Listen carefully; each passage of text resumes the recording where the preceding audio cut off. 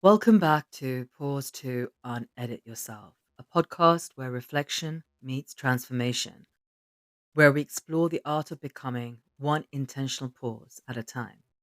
I'm your host, Anushka, and each episode offers you a chance to press pause and explore bite sized insights and soulful reflections from my own journey of introspection, in the hope it will help you too on your path of personal evolution.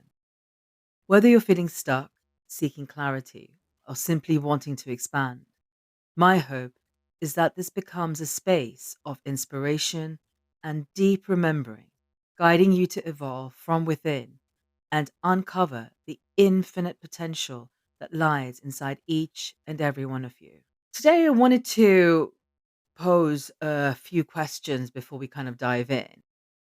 Have you ever felt like life's clock is ticking and somehow you're behind?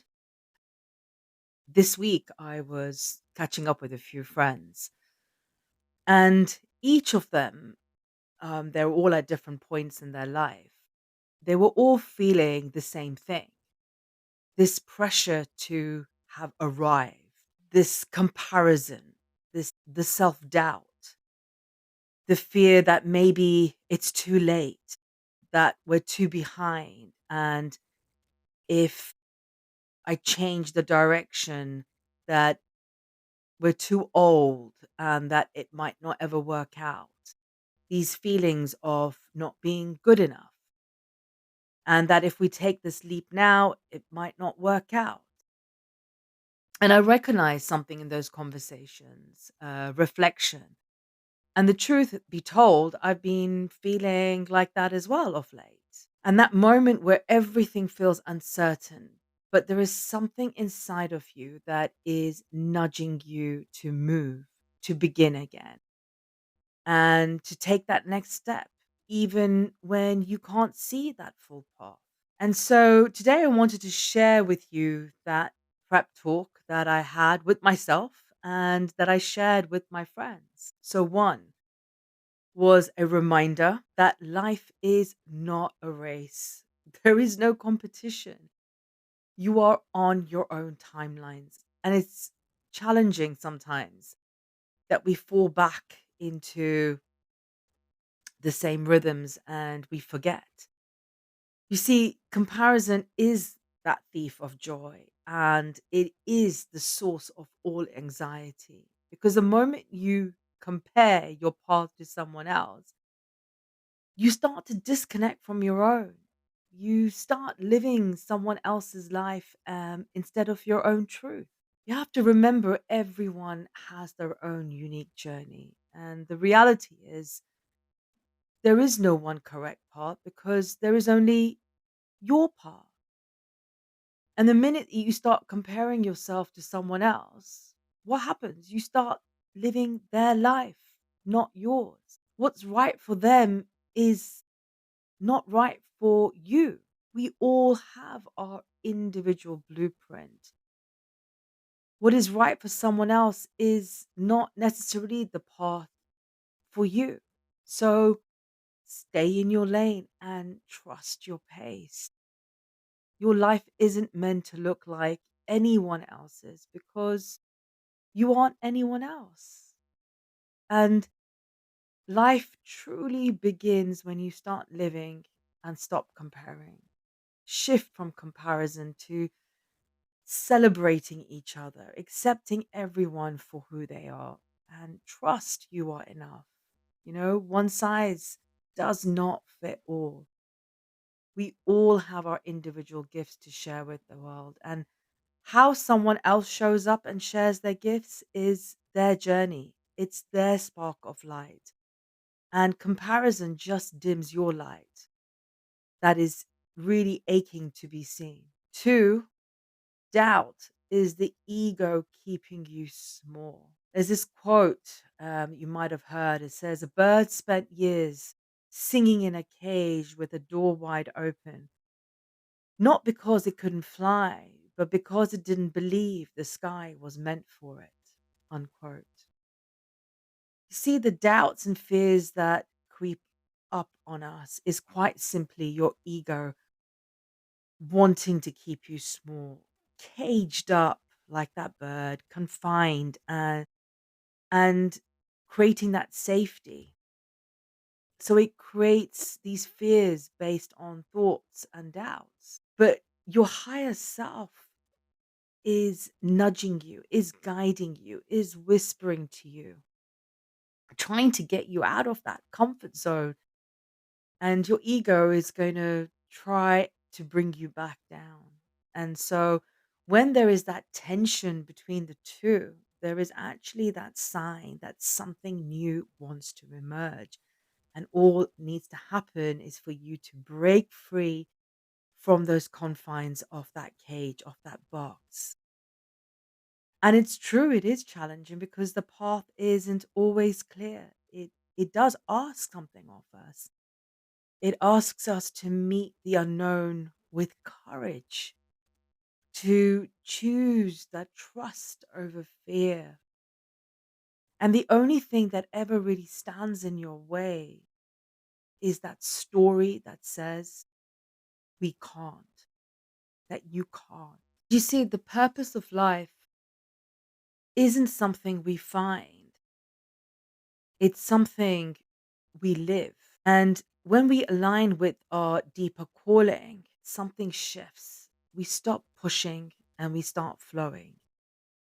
And in doing so, we light the way, not just for ourselves, but for others too. Three, if the desire is in you, it's meant for you. You know, if you have that vision, that idea, that nudge that you can't shake, it exists because it's meant to be expressed through you. It already exists on an energetic level, and your only job is to clear that interference. And this was a very big learning for me and getting over my doubts and fears when I started this podcast because I had this desire to do it. And there, if there is that dream or vision, it means it already exists. It wants to be fulfilled. And what is blocking you from receiving everything that you desire is the frequency of your vessel, which is made up of your thoughts and your ego. And so to receive what you desire, you just simply change your frequency. And how do you do that? Well, you change your thoughts. Tune out of the station you don't want to listen to, the one that weighs you down with fear and doubts, and tune into the station of abundance, of your fulfillment. If there is a desire, there is a way for it to be fulfilled. And the fact that you desire it means someone somewhere out there needs it. You know, we are all born to create, not to consume. We are born to live our lives to the fullest, doing what we love and not to hide in the shadows. Four, your purpose isn't something you find, it's something you uncover. It was my nephew's fourth birthday last week, and I had a prep talk with him, and I told him, remember, always be you. And this aspect of purpose and the reason why it's so important to start peeling back those layers is because beneath all of those layers, all of those expectations, all of those distractions lies your true self waiting to be remembered. It's everything that we have forgotten when we were a child. Because you spent that first half of your life becoming who you were told you needed to be. And that's the reality. And now, as you start to drop the facade, you drop the roles and the performance, and you start to question and unravel and unlearn all that you have been told, you realize you are becoming the unfiltered, the unlabeled, the unedited version of who you were born to be. And look, there are no guarantees in life about anything. And all you are doing on this journey every single day is planting the seeds of what it is you want to create every day. That's all. Each and every day, sow those seeds. And that practice of self love is what brings you back to yourself, is what returns you to your authenticity, to your inner guidance. We all have a license to do our own thing.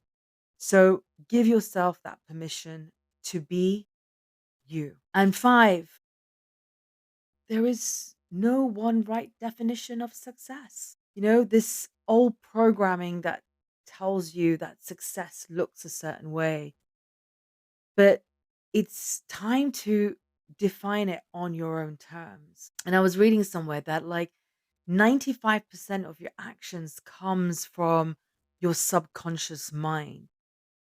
All your habits, the good and the bad, are programs you have repeated for years. So when you want to try something new, it is going to be hard because it's that old programming that wants to resist. And so to break down those barriers and to shift that narrative of why you can't to why you can. Like, for example, you want to choose to wake up early in the morning, but your mind is saying, sleep more.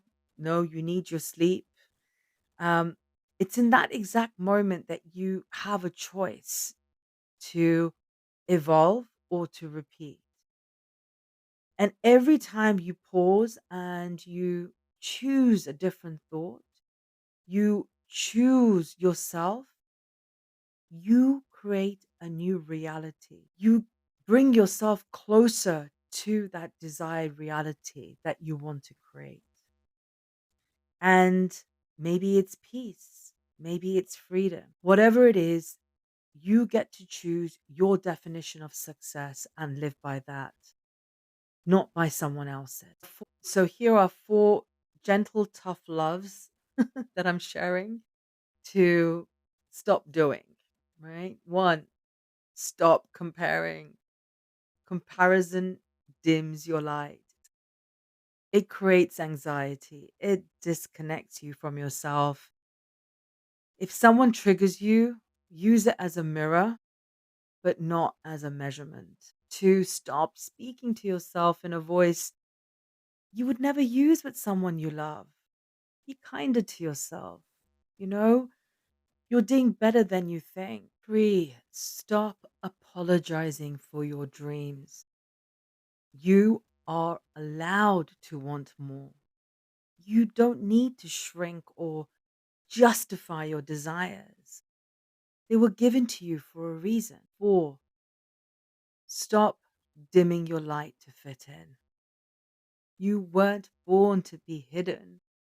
Your gifts are needed, and have certainty in your unique gifts, the power they hold, and have certainty that the universe, the creator, wants to fulfill all of these desires through your gifts. So if you're listening to this and feeling the tension of being in between, pause, take a breath, and ask yourself, what if every setback, every detour, it wasn't the end, but a redirection? What if every challenge that you have faced is actually guiding you towards your destiny? What if the timing has always been right,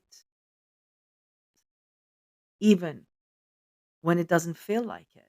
What if the unknown isn't something to fear, but a gift to truly embrace? What if letting go is how you truly become who you're meant to be? This isn't a midlife crisis, it's a midlife awakening, a return, a remembering.